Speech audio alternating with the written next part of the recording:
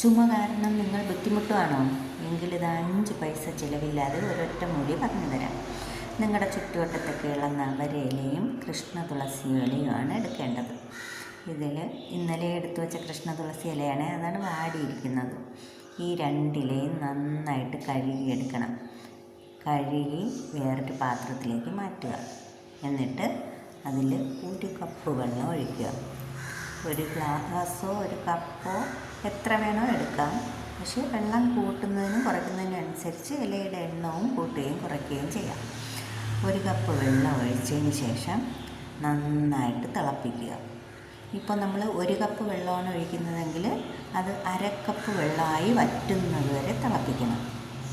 നന്നായിട്ട് തിളച്ചതിന് ശേഷം ഗ്യാസ് ഓഫ് ചെയ്ത് അത് തണുക്കാൻ വയ്ക്കണം. തണുക്കുമ്പോൾ തന്നെ നമുക്കറിയാൻ പറ്റും, ആ ഇലയുടെ സത്തുക്കൾ മുഴുവൻ ആ വെള്ളത്തിൽ അലിഞ്ഞു ചേരും.